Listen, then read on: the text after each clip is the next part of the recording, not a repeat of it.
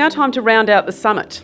This is our last formal session. We're having a debate featuring an all-star health expert panel. So it's pretty clear we're all on the same page when it comes to the benefits of genomics. So we've asked these 4 distinguished health experts to ramp things up a bit. We're going to debate the question, are we ready to go with genomics? Which I think has really been the question that's been hanging overhead all day. So how this is going to work, there are 2 teams consisting of 2 speakers. So team 1 will be prosecuting the yes, let's go now perspective. Team 2 will be arguing for a little bit more patience, just urging us to just wait a little bit. So each speaker is going to, in turn, come up to the lectern and deliver a 2 to 3 minute statement prosecuting their case. And then after these short presentations, we'll all sit down, some will already be sitting down, and we're going to have a bit of a discussion, a robust discussion between the debaters, and I'll throw some tough questions in, really to see if they can argue their case a little bit more firmly. At the end, we'll hold a vote on who won the debate, so to speak, which team. There's a fantastic prize, wait for it. And I'll have to introduce our talented debate panel. Oh, just by the way, it's not really going to be one of those Oxford-style debates where we have interjections and so forth. It's going to be a little bit more fluid than that. So let me introduce our esteemed panel. First off, we have Professor Shelley Dolan, CEO of the Royal Melbourne Hospital, which has been part of the Melbourne Genomics Health Alliance since its inception. You can take a seat, Shelley. She was formerly Chief Executive Officer at the Peter MacCallum Cancer Centre, and Shelley will speak for the Yes, Go Now side. Our first member of the Just Wait a Bit team is Associate Professor Danya Vears. She's a biomedical ethicist whose work has explored a number of issues relating to genomic care, including how genetic risks are disclosed. Then teaming up with Shelley on the Yes Go Now side is Professor Grant McArthur. He's an Executive Director of the Victorian Comprehensive Cancer Centre and holds multiple awards for his work in clinical oncology and translational research. And backing up Danya is Professor Brett Sutton, who you may recognise from pandemics such as COVID-19. And he has moved on from that now and is Director of CSIRO's Health and Biosecurity Unit. So a big round of applause to our teams.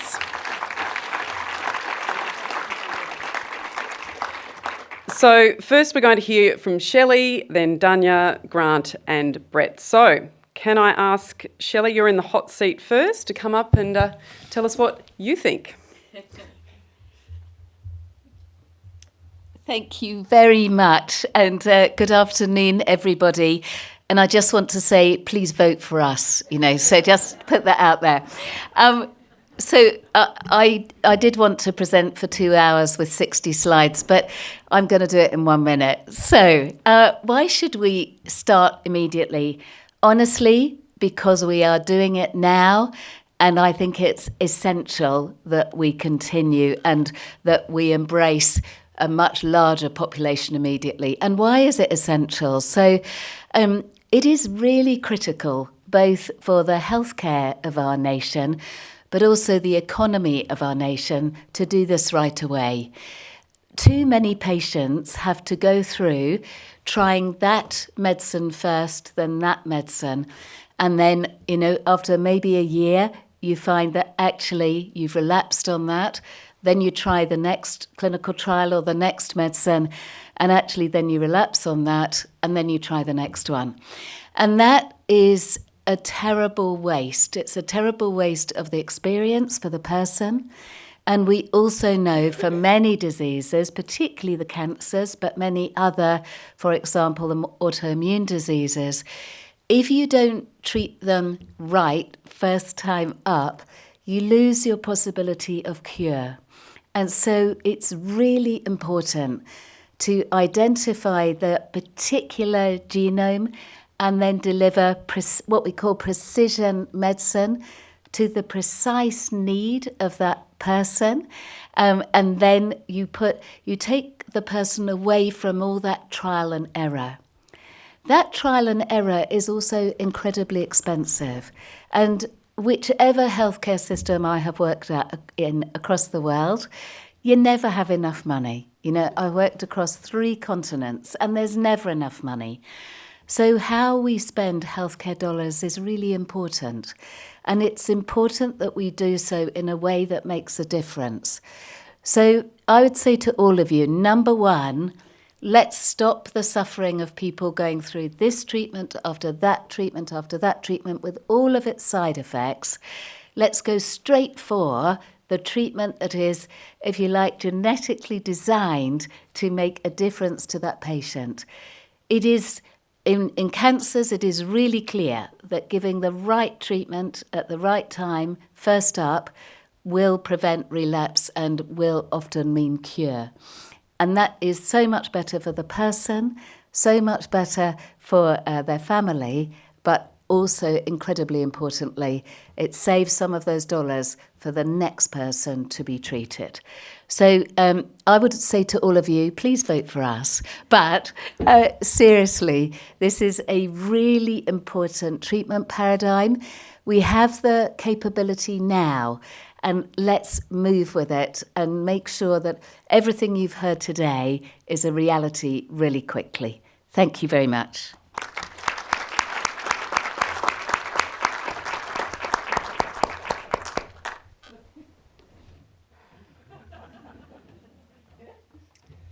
Let me just put my glasses on so I look a bit more intelligent.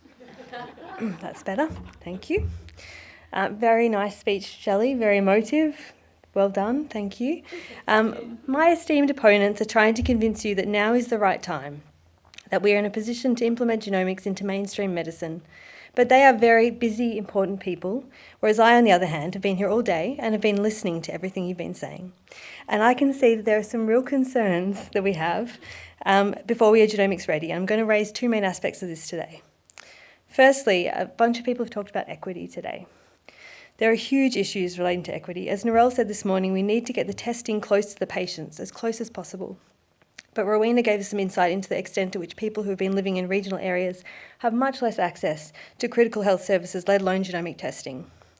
People with lower health literacy are also likely to be less able to advocate for themselves and their families to access testing. These are major problems. Even if people can access genomic sequencing, there are also issues relating to equity in receiving a diagnosis, depending on your ancestry, which is not something that's really been talked about a lot today, but this is a huge issue. At present, the majority of genomes on the database we use to help identify genetic diagnoses are from people with European ancestry. And this means that if someone is from, for example, Vietnam or Sudan, we have much less data to compare theirs with. And without this baseline data, people from underrepresented populations are more likely to receive either no diagnosis or, potentially more concerningly, false positive diagnoses. To rectify this, we need to increase the diversity in genomic databases to ensure better representation for all culturally, ethnically and linguistically diverse communities. Secondly, we need to think about what being genomics ready even means and for whom. And this has come up a little bit today. We need to think about who these people are, who are the patients that we're working towards. When we're thinking about, from an ethical perspective, when we think about ethical implementation of genomics, we're often very focused on providing the genomic test in a way that allows patients or families to make informed choices about what information they want to know and returning results in a supported manner. These are, of course, very important aspects, but what happens after the diagnosis is probably more important, and we've had that raised quite a few times today. And unfortunately, in reality, only about 5% of patients with rare diseases that receive a genetic diagnosis have access to treatment. And this morning, Clara emphasised the use of the term genomics care to highlight the importance of the entire testing process, not just the test. If we take a more patient-centric perspective, we might move from thinking about genomics as a diagnostic tool to a tool to increase quality of life in patients. And in order to achieve this, we need to be more focused on what happens to patients and families after the diagnosis. And as part of this, we need to make sure we have access to support services, community groups and other networks to improve their quality of life. And as Courtney and others talked about in their session, we need to keep in mind the importance of having a local person with that patient can have ongoing contact with over the course of their disease journey. So vote for us. And thank you.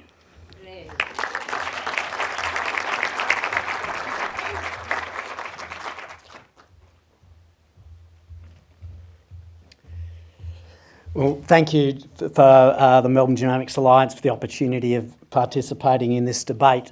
my message is simple. Not only are we ready to go, but we are going. I fully agree with Danya around the issue of equity, but we are going, and we have to embrace the challenges of equity and fix it, but that doesn't mean we're not ready to go. So let me give you examples from cancer, which is my domain. Firstly, in the area of risk assessment, early detection and prevention, we have been using genomics for, in fact, decades. And I'll give you my personal story as someone who's had prostate cancer and has had genomic testing in order to identify whether my daughters might be at risk of early onset breast and ovarian cancer. The second area, and Shelley's already mentioned this, is precision medicine. Precision medicine can save our health system money and lead to better survival and better quality of life for our community. So only 2 weeks ago, the federal government refunded, didn't fund for the first time, refunded the Zero Childhood Cancer program for precision medicine, largely based around genomics, $112 million, so that every child in Australia, every child, and that is equity, can receive genomic-based precision medicine care. So we are going. Finally, is the really important area of diagnostics, and Shelley raised this. We've got to move away from empirically trying one thing after another and use solid data and science to direct what is the best treatment for our patients. Every single week in my multidisciplinary meeting, I see the benefits of genomic medicine in skin cancers and melanoma, of making sure we've got it right for some patients. Will they go off a path to sarcoma with radical surgery and chemotherapy? Or if we find an ultraviolet light mutation in that patient's tumour, then they go to curative immunotherapy. So we are going, and you must vote for us. Thank you.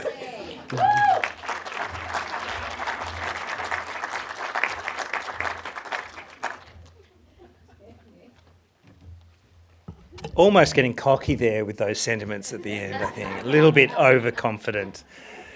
So I've also been on the Melbourne Genomics Health Alliance for a time from CSIRO. There's no debate about the benefits of genomics. It's a wonderful thing. There is no debate about that. Precision medicine is a fantastic, bright and shiny thing. I say go. I know I'm on the no side. I say go, but here's my caveat. Do we have sovereignty, equity and benefit embedded in the system that is going to push this forwards? I'm not going to answer the question for you. You can answer the question. Do you think in the history of cancer care that maybe the sentiments about equity, inclusion and benefit, control and trust has been there all the way along? Do you think that's true in aged care, in disability care, in cardiovascular care, in dementia care? Can you be absolutely and unequivocally confident that if we press ahead with this flowering beauty that is genomics, that these principles will be embedded non-negotiably and will be part of the system structure, technologically, culturally and organisationally? I'm not convinced. And so while we can always talk about the wonderful, wonderful clinical outcomes of the application of this fantastic new and blossoming technology, are we hearing from the people who never accessed it in the first place? Are we hearing from the people who fear accessing it because they don't have trust, because they don't feel the sovereignty, because they don't have control of the path that is being offered? And so it is one thing that everyone can access. It is another thing altogether that everyone does access and feels happy and confident in doing so. And so I would say, yes, go, but absolutely embed those principles as we move forward. Otherwise, the well of goodwill and positive sentiment will be poisoned by people's first experience as this technology blossoms. I don't need to say vote for us. I think you know what to do.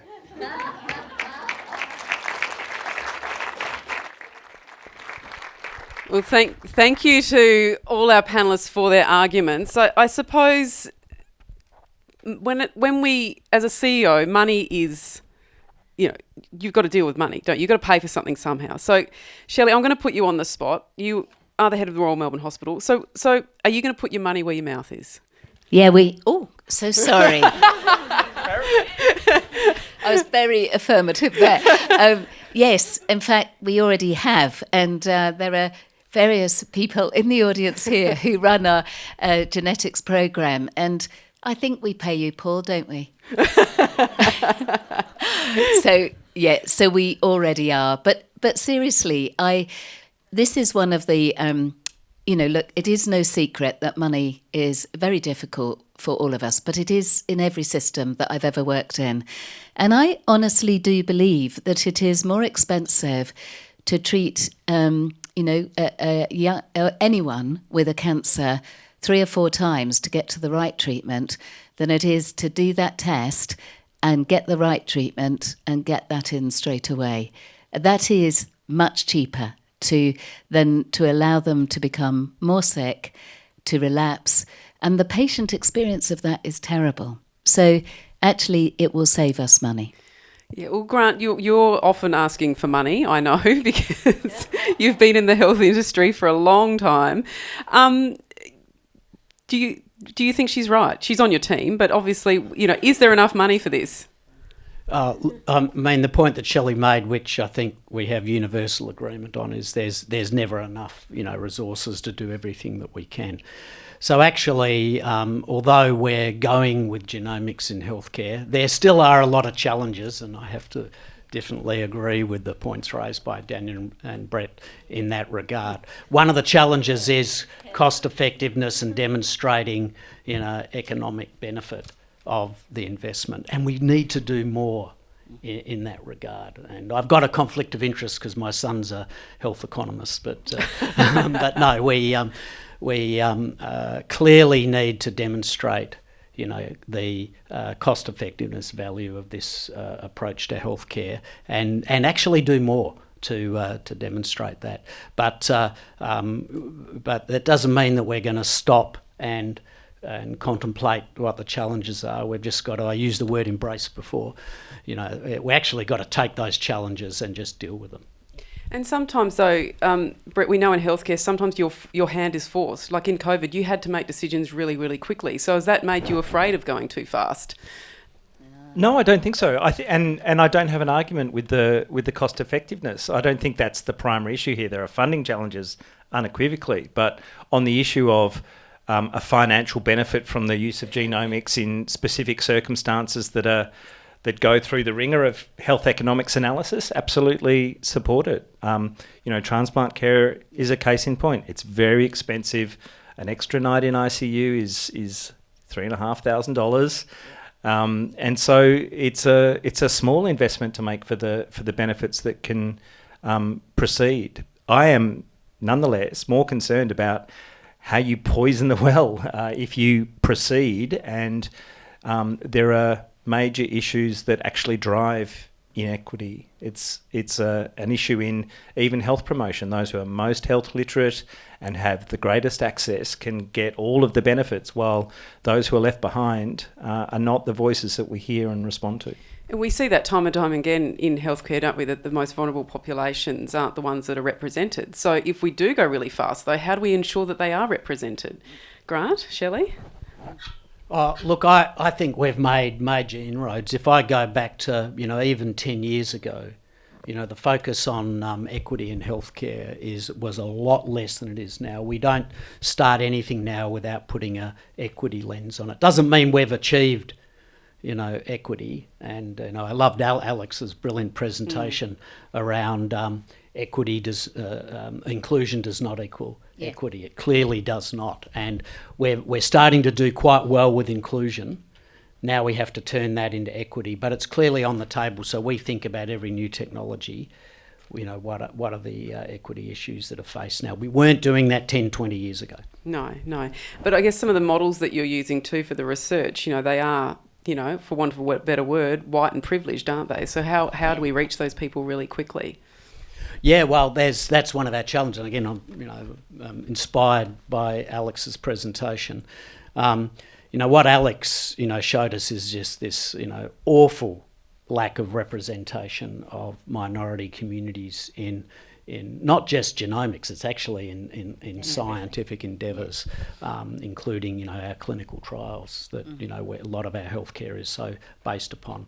So that is a real issue, but it's been tackled. I'm an associate editor for the Journal of Clinical Oncology. We're just about to put out a position paper as to how to deal with that in clinical trials.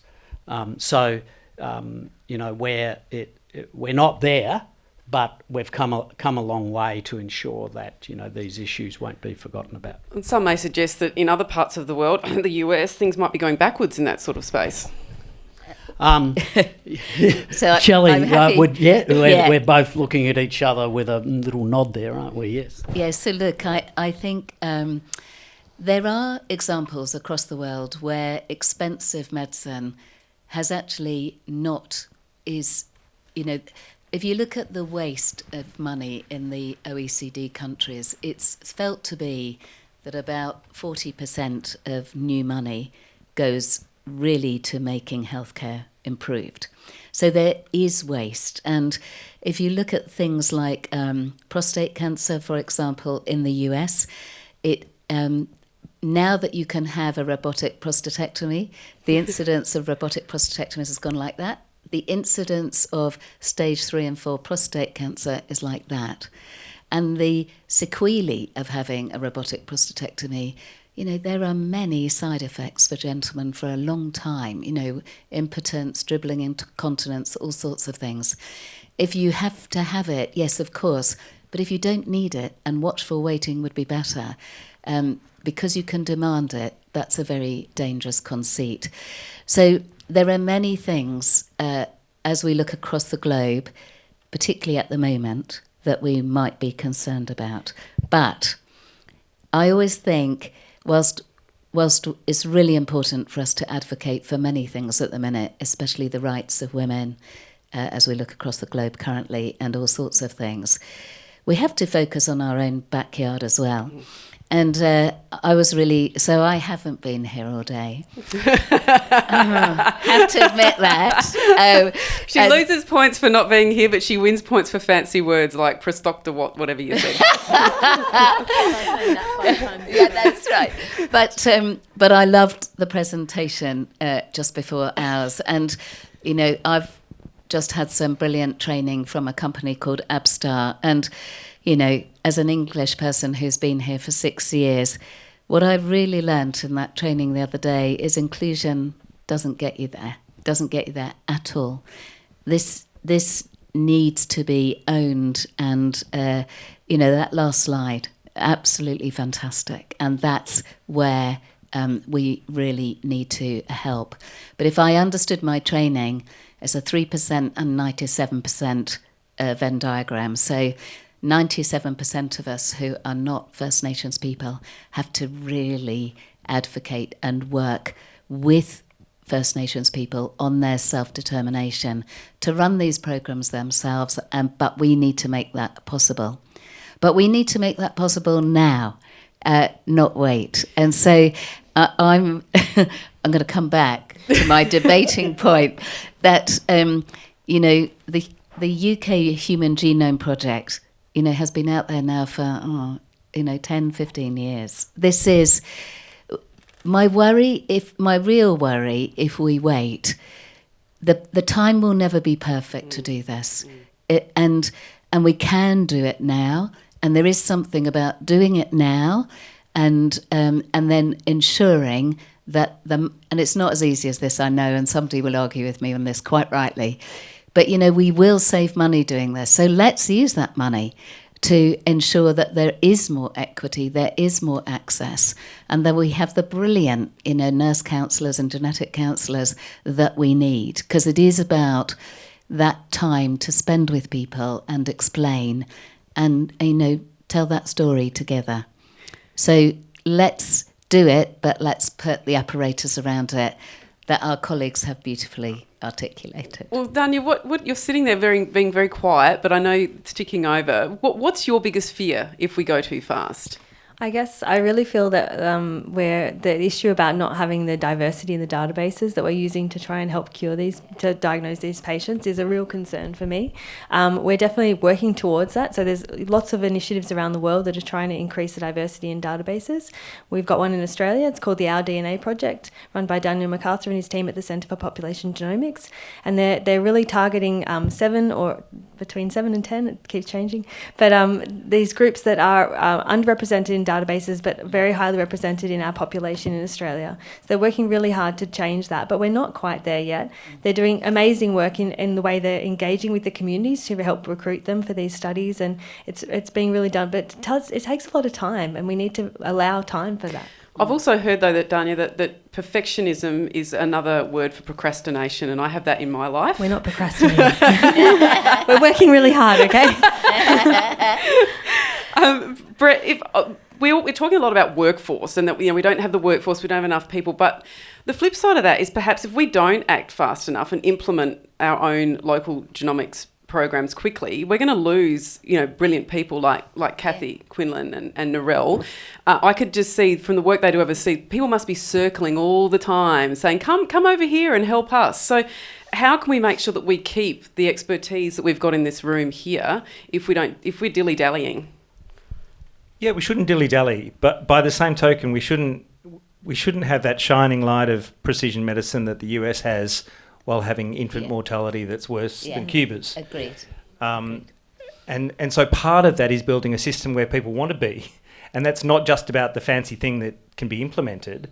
It's about the entirety of the system, which puts the consumer, the patient, right at the centre of it and is designed around equity. And often, it's a real buzzword in healthcare about patient-centred care and consumer-centred care. We have to walk the walk much more definitively, and so the co-design principles, Indigenous co-design principles, are often the half-baked cake. And now I'm going to check with VATCHO that they're happy with how we've designed it. That's not co-design. The same with consumer co-design. It's great to have lived experience feed in, but it has to be embedded in a way that is genuinely wrapping around what it means for a patient to traverse what is ultimately a complex and labyrinthine system in a way that means that it does become a welcoming space for everyone. And then I think the workforce will be delighted to be part of that because they are also motivated by being able to offer care that's equitable and benefits everyone. And do you think we have a federal election coming up very soon? It hasn't been announced yet. But is there an appetite, and this is open to everyone, is there an appetite from either side of government that you see at the moment to embrace this and to speed it up? Or is this the time for you to act, to get in their faces?